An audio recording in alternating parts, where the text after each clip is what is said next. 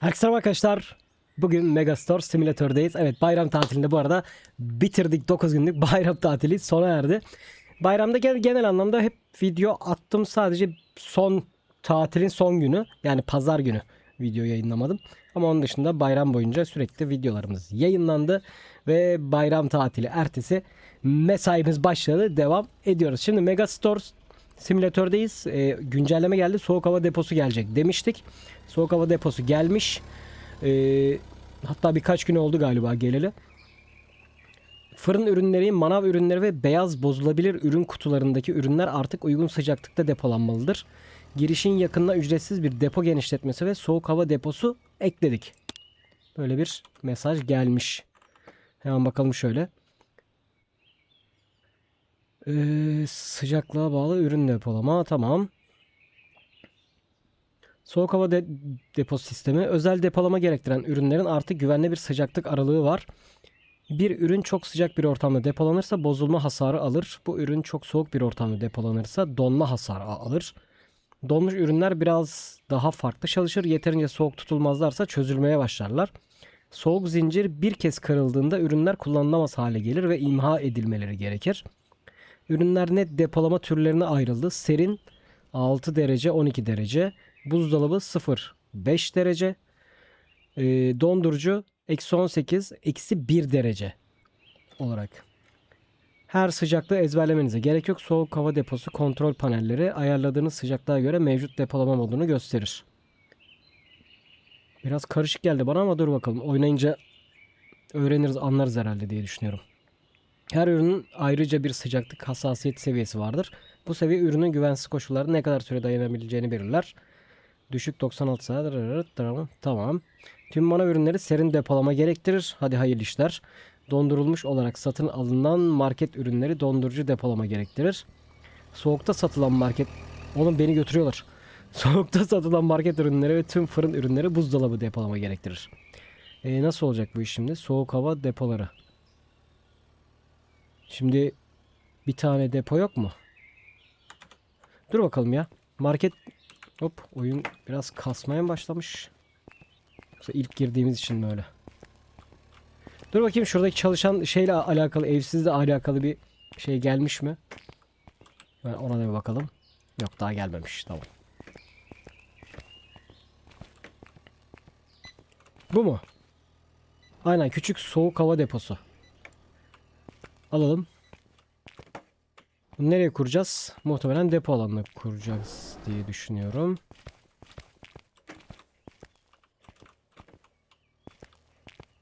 Alan mı genişlemiş? Bayağıdır girmiyoruz oyuna, bana mı öyle geldi?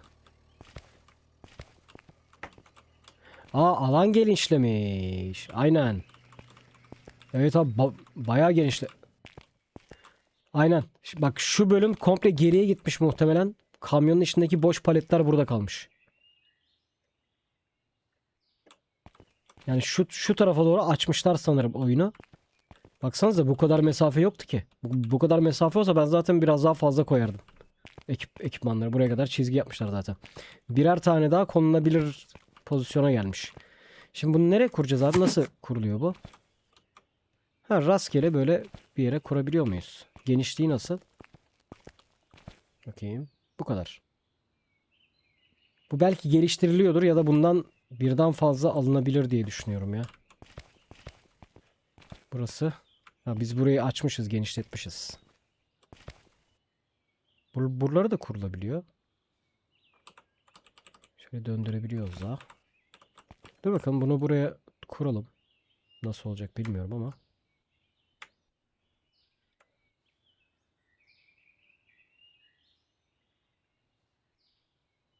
Şöyle kurdum.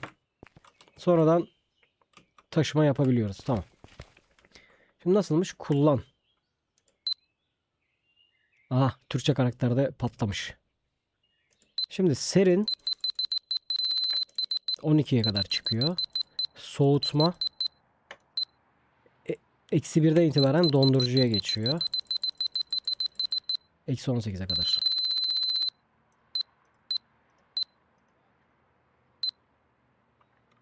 Tamam. Kullan, taşı, paketle. Aha da.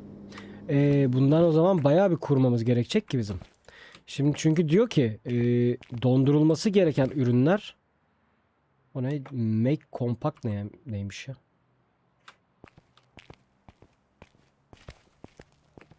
Make compact ne demek? Bakayım. Aha. Aa. Oğlum ne oldu lan? C'ye basınca bu hale geldi. Bu depo için mi o yani şimdi? Ha, olabilir. Dur bakayım. Çünkü bunlar çok yüksek ya. Olabilir. Dur. Sen bir şurada dur bakayım.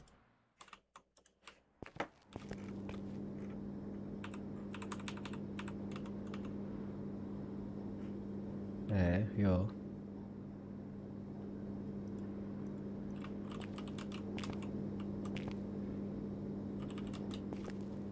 Aha. Buraya niye kurulmuyor?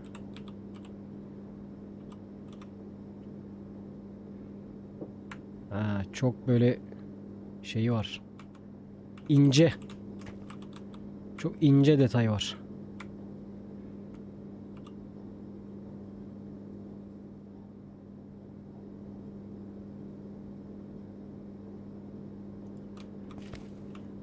Tamam. Nasıl olacak bu? Paletler sığacak mı ki buraya?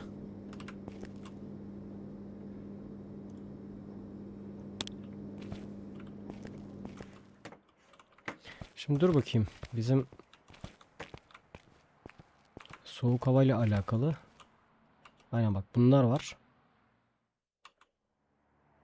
Pakette. Bakayım. Kutu al. Soğuk hava depoları. Bazı ürünler soğuk hava ona doğru modunda saklayın. Yanlış sıcaklar ürünlere zarar verebilir. Kaç derecede saklayacağız ki? Mesela bunu alıp götürelim buraya.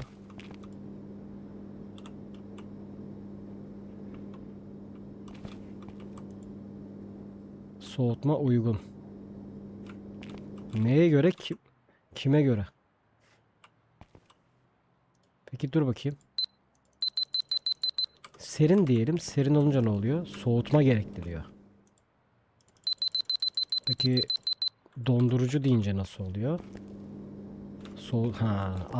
Anladım olayı. Böyle olacak yani.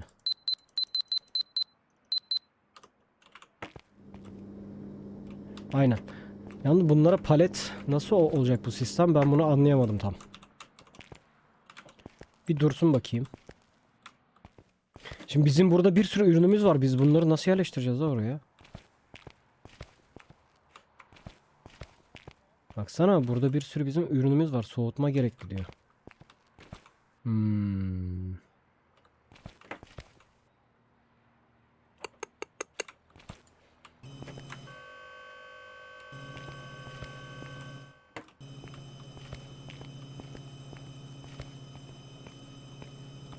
Mesela bak, şunu bir alalım.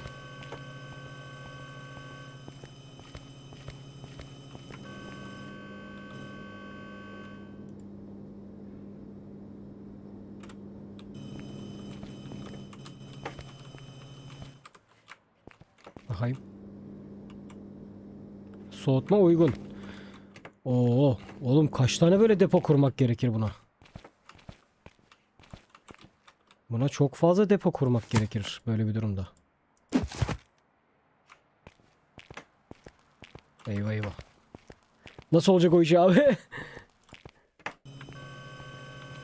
Hakikaten çok fazla depo kurmak gerekir bunlara.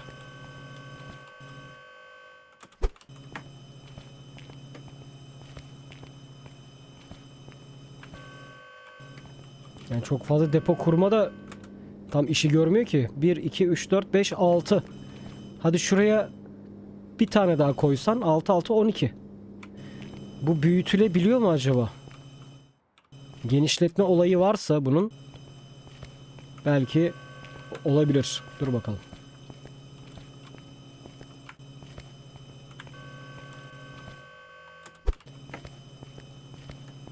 Bir de bizim öbür 5 katlı transpalet de buraya giremeyiz.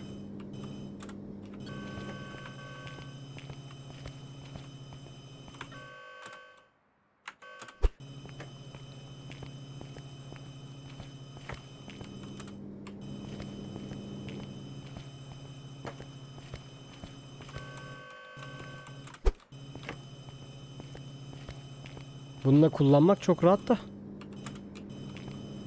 Aynen bak 2, 4, 6. Her bir rafa 6'şar palet konabilecek. Gece olmuş bu arada. Şimdi dur. Bizim rafımız var mıydı hiç? Şurada var. Şimdi bu rafı açıp önce bir şurayı şöyle kuracağız. Sonra make compact. Böyle küçük raf haline getireceğiz. Taşı. Ve istediğim gibi de şifle oturmuyor. Bizim bunu buraya kurmamız. Evet.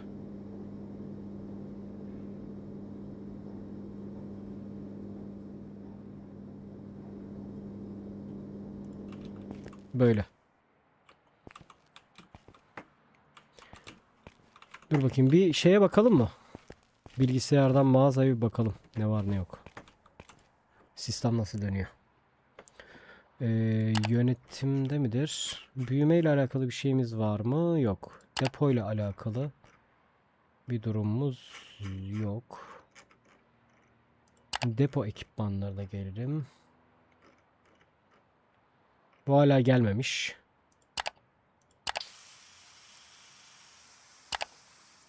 Burada değil. Alışverişe gelelim. Ekipmanlara gelelim. Kutu rafı. Kutu rafı gelmiş. Kompakt palet rafı ve kutu rafı. Yani depoların içine, soğuk hava depolarının içerisine kutu rafı da konabilecek. Hah, küçük soğuk hava deposu, orta ve büyük. Tamam. Olay bu abi. Olay budur. Peki bir şey deneyeceğim. Bir tane büyük bir alayım. Ya bize kutu rafı değil, bize palet rafı gerekiyor. Normal elimizdeki rafları kompakta çevirebiliyoruz. Ama istersek kompakt da alabiliyoruz. Dur bakayım şundan bir yükleme alanı 2'ye gelsin. Gelsin bakalım. Yalnız şunlar şey olmuş ya. Burada kalmış. 50 atalım. Burası boşalmış. Bak şu bölüm geriye doğru gitmiş. Şöyle büyümüş sistem. Çünkü bunlar buradaydı. Doldurma alanındaydı.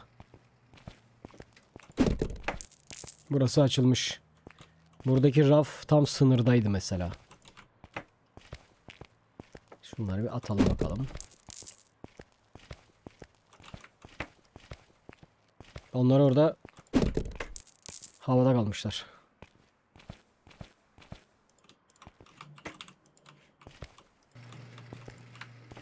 Bu ne kadar büyük abi? Oo.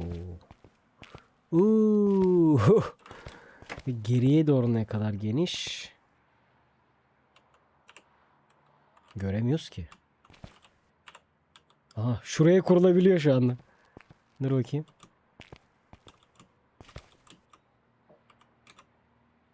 Bak şu an şöyle kurulabiliyor. Bir kurayım mı? Sonra topla diyebiliyoruz çünkü. Paketle diyebiliyoruz. Oo, bayağı büyük. Aynen, büyük olması iyi olmuş. Tamam. Ne yapıyorsun dayı? Dayı ne yapıyorsun dayı?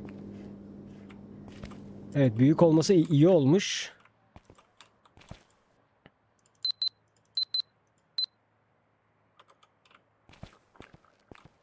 Okey. Bayağı bir depo düzenlemesi yapılması gerekir yalnız bunu. Ya aslında bunu tavana kadar yapsalarmış, şu yüksek raflardan da koyabilseymişiz, iyiymiş ya. Yani küçük raflarla daha az çünkü depolama alanı olacak. Bunu bence sevgili yapımcılar, bunu yani tavan biraz daha yükseltilip bunu şu 5 katlı raf girecek şekilde yaparsanız bence daha mantıklı olur. Çünkü bu hem bu kadar yer kaplayacak, üst tarafı kullanılamayacak. Üst taraf boş. Üst tarafı kullanılamayacak. 2 kat yani 3 palet. 3 katlı palet konacak şekilde raf konulabilecek. Zaten raflar bayağı bir yer kaplıyor. Hani şuraya 2 tane konur. Buraya tahminim 2 tane konamaz, bir tane konur diye düşünüyorum. Buraya da 2 tane konur. 2 2 4 5 tane raf konur. Bunlar 5 katlı olmadığı süreçte biraz zor. 4 5 aynen. 3 kat olacak gibi düşünelim. Hani 2 raf ama 3 kat kullanılabiliyor zeminle birlikte. Bence öyle daha iyi olurmuş ya. Hani bunu ben geçici olarak koydum buraya. Çünkü bu bayağı bütün şu rafların hepsinin toplanıp paketlenip yeniden düzene konması gerekecek. Öyle söyleyeyim. Bunlarla tabii ki uğraşmayacağız şimdi. Bu küçük. Küçük olana 2 tane konabiliyor. En büyüğe tahminim 5 tane, belki bir ihtimal 6 tane. Bir ihtimal 6 tane olabilir. Ama tahmin ediyorum 5 tane olacaktır. Deneyelim hatta. Bak 6 tane sipariş vereyim. Bakalım kaç tane sığdırabileceğiz oraya. Alışveriş diyelim. 6 tane sipariş verelim. Yani yükleme alanı 2'ye gelsin. Bu da yeni gelmişti biliyorsunuz. Onun videosunu çekmiştik. Peki başka gelen bir şey var mı soğuk hava deposunun haricinde?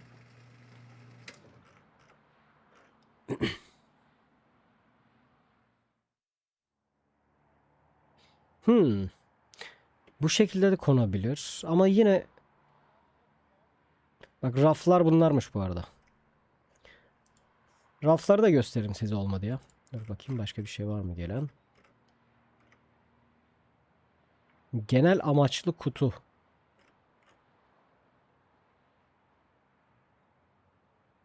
Genel amaçlı kutu eklenmiş.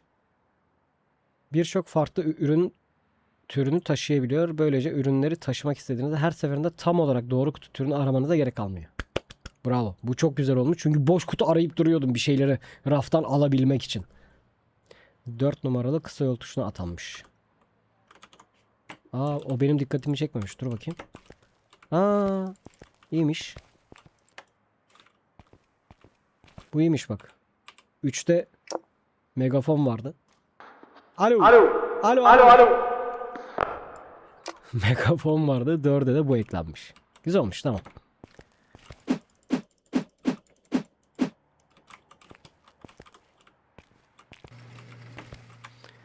Bir de sizlere yine göstermek için alacağım. Kutu rafı. 2 tane de kutu rafı sipariş vereyim. Küçüğü var, büyüğü var. Büyüğünden aldım. Küçüğüne gerek yok.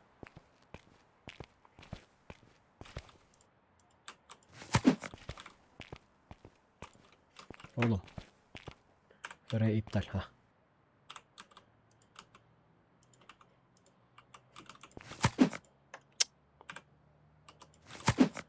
Oğlum. Dalga mı geçiyorsun?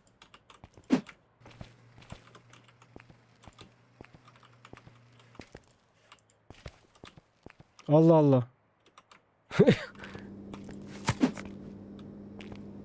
Şimdi bakayım. Shift'le şunlar hizalanmıyor ya. Bunların bir ayarlanması lazım bence. Shift'le tam hizalama yapılabiliyordu bazı yerlerde ama bu soğuk hava deposuna onu tam oturtamamışlar sanırım. Bak bu shift'le hizalandı. Ha, nasıl olur? Şu şekilde olabilir. Ama dur, onu şöyle yapmak gerekiyor. Bir dakika. Seni bir taşıyalım. Şöyle sonuna doğru hizalama. Heh. Şu kapının girişinde en azından bir boşluk olmalı.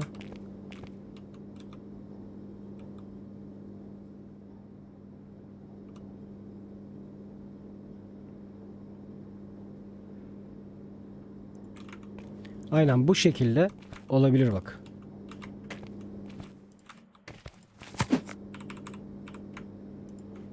Şöyle şu aralardaki boşluklar kullanılabilir.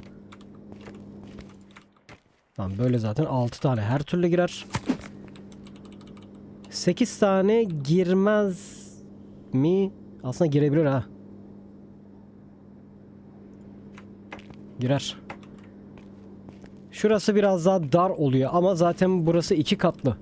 Yani 3 palet olacağı için her türlü bizim şu transpalet her türlü girer oraya. Bak yine bunlar havadan giriyor içeri.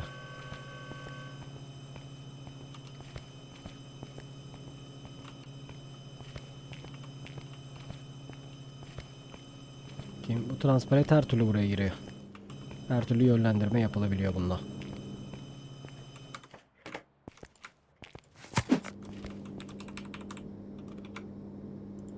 Aynen.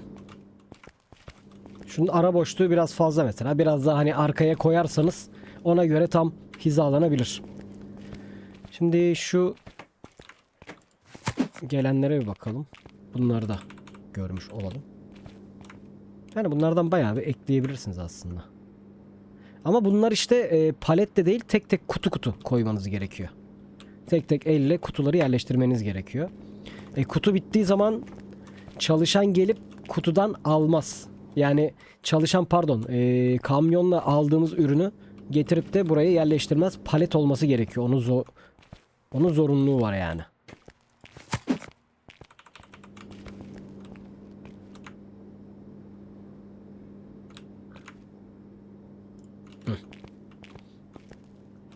Yani buna da bu şekilde bir sistem yapmışlar.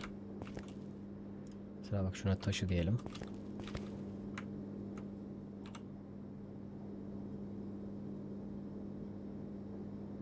Ve biraz da bu aralığı mesela açabilirsiniz şu şekilde.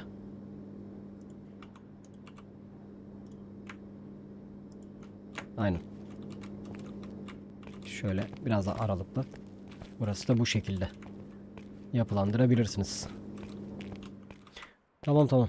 Büyük depo bu şekilde kurulursa mantıklı olur. Hani ortasının boş kalmasının bir anlamı yok sonuçta. Ben şöyle düşünmüştüm. 2 buraya, 2 karşıya, 2 yana ama ortası boş kalacak gibi plan yapmıştım en başta ama gerek yok. Bu şekilde aynı buradaki depo mantığıyla yapılabilir. 2, 4, 6, 8 tane. 8 tane kurulabilir bu şekilde. Ama yine benim dediğim gibi olmalı ya. Bence benim düşüncem şunun üstüne çıkabileydim iyiydi. Çıkamadım. Benim düşüncem şu binanın tavanı biraz daha yükseltilip bunun yüksek olup şu 5 katlı olanı buraya bunun içine koymak bence daha mantıklı olur. Çünkü şu soğuk hava deposunun üstü komple boş kalacak. Komple boş kalmasının bence bir mantığı kalmıyor. Oğlum kapıyı niye kapatıyorsunuz da? Ah. Yani benim düşüncem bu yönde. Ben böyle düşünüyorum. Böyle olmalı diye düşünüyorum. Yani dediğim gibi biz şu anda bir şey yapamayız buna. Bu rafların hepsinin indirilip tek tek paketlenip kenara alınıp soğuk hava deposu ona göre şu yanlara doğru böyle konumlandırılıp ondan sonra tekrardan yeni raflarla içleri doldurulup bütün soğuk tutulacak, serin tutulacak ve dondurulacak bütün ürünlerin tekrardan düzenlenip buraya konması lazım. Bu da şu an için bizim kayıtlı oyunumuzda imkansız bir şey arkadaşlar. Benim için imkansız bir şey bu. Çünkü bildiğiniz her şeyi sıfırdan buradan toplamam gerekecek. Onu da yapamayacağımıza göre onunla uğraşamam. Vallahi uğraşamam onunla. Uğraşılacak bir şey değil o. Sadece söylediğim gibi hani güncellemeden güncellemeye birazcık böyle yenilik neler gelmiş neler gitmiş onları size gösterebilirim. Şöyle bir günü atlayalım bu arada. Yeni güne başla diyelim. Mağazayı da açalım bir yandan. Onları size artık gösterebilirim. Çünkü sıfırdan tekrardan mağaza kurmak gerekir onun için. Her şeyi yeniden yapmak için. Yani sıfırdan mağaza kursanız bile sıfırdan bir başlangıç biraz zor. Yani sıfırdan kuracaksınız. Para hilesi, level hilesi. Level hilesi ben hiç yapamadım bu oyunda. Level hilesi de mesela yaptığınızı düşünelim. Her şeyi böyle en genişini yapıp soğuk hava deponun durumuna göre böyle kurup ondan sonra bütün raf sistemlerini, oyunun bütün her şeyini sıfırdan yapmanız gerekir. Başka da yeni gelen bir şey galiba yok ya. Tekrar bir bakayım. Genel amaçlı kutu. Yeni kutu türleri soğuk hava deposu sistemiyle birlikte yeni kutu görselleri ve kullanım iyileştirmeleri de eklendi. Soğuk hava depolarının yerine artık görsel olarak ayırt edilebilen özel karton kutularla gelir. Beyaz bozulabilir ürün kutuları. Bu kutular sıcaklık kontrolü depolama gerektiren ürünlerin kutu rafları görmüş şu gösterdiğim az önce içeriye kurduğum küçük ve büyük olarak iki farklı var. Kompakt palet rafları işte 3 kat olacak şekilde. Toplamda 6 tane alabilecek şekilde yapmışlar. Tepsilerde hamurlar, satış raflarına yerleştirilen ürünler, oyuncu tarafından taşınan ürünler, raf ürünler, iade alanındaki ürünler. Hasarlı ürün görselleri bu şekilde sinekleniyormuş bakın. Kıymalar falan böyle. Etler metler. Arayüz iyileştirmeleri falan yapılmış. Ürünün ne kadar hasar aldığı, ürünün hangi depolama türüne ihtiyaç duyduğu şu anda doğru şekilde depolanıp depolanmadığı. Depo genişletme iyileştirilmeleri. Fahrenheit desteği gelmiş ABD bölgesindeki oyuncular için. Küçük düzeltmeler ve iyileştirmeler yapılmış.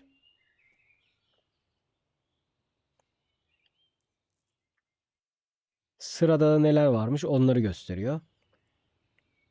Hata düzeltmeleri vesaireler yapılacakmış. Segway'de yakında geliyorum. Segway neymiş? Bu büyük mağazalarda ve depolarda hareket etmeyi çok daha rahat hale getirecek. Mevcut departmanları yeni raflar, görsel iyileştirmeler, hata düzeltmeleri ve yaşam kalitesi geliştirmeleriyle iyileştirmeye devam edeceğim demiş yapımcı. Mevcut sistemler stabil hale geldikten sonra sıradaki büyük departmanlar üzerinde çalışmaya başlamayı planlıyorum. Kasap ve şarküteri bu çok isteniyordu. Bunu yorumlarda ben de çok görüyordum. Kasap ve şarküteri bölümü kesinlikle böyle bir megastore, büyük bir alışveriş merkezinde tabii ki bir kasap ve şarküteri bölümünün olması gerekiyor yani. Bu departmanların temelinin büyük bir kısmı son güncellemelerle özellikle soğuk hava deposu, ürün durumu ve daha esnek depolama sistemleri hazırlanmış oldu. Aynen. Sonuçta kasap ve şarküteri ürünleri de soğuk hava deposu isteyeceği için.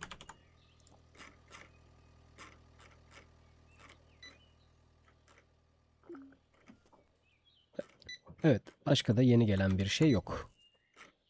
Evet arkadaşlar, yeni gelen her şey bunlar. Bak burada mesela ürünlere tıkladığım zaman deniz ürünlerinde soğutma, risk 24 saat, 12 saat bunları gösteriyor. Soğutma isteyen ürünler mesela bunlar. Ondan sonra market ürünlerine geldiğimiz zaman bakın burada soğutma istiyor. Dondurucu istiyor. Soğutma istiyor. Dondurucu. Bunları hep bak belirtiyor. Zaten paletlerde de gösteriyor. Kutularda, paletlerde de gösteriyor. Bak Greyfurt mesela serin ortam istiyor. Ona göre bir. Yani serin ortam için ayrı bir depolama bölümü. Soğuk hava deposu kuracaksınız. Dondurucu için ayrı. Ve neydi o?